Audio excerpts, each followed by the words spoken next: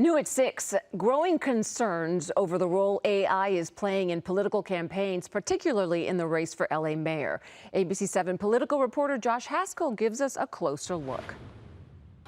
If you've seen these AI-generated ads elevating candidate for Los Angeles Mayor Spencer Pratt to superhero status and painting his rival Karen Bass as the Joker, you're seeing a new trend in political advertising.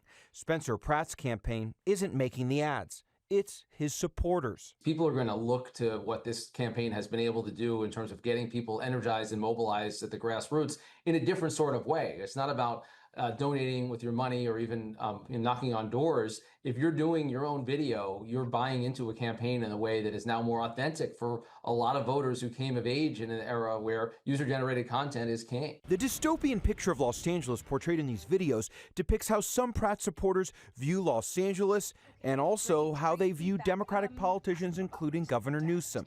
Spencer Pratt as Batman arrives to save the day. Somebody out there said, let's do Spencer Pratt as a hero, and maybe fed that into AI. And then AI searched for the best heroes that would resonate with the messages that Spencer Pratt has been portraying.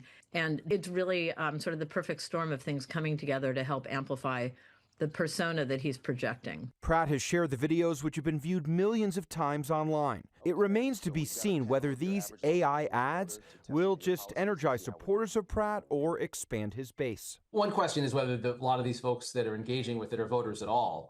The younger voters are the lowest propensity voters in almost every election anywhere in the country. Politics and policies really matter.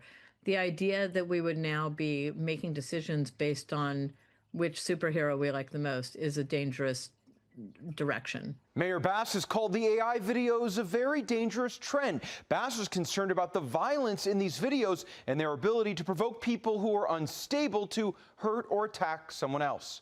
In the studio, Josh Haskell, ABC 7 Eyewitness News.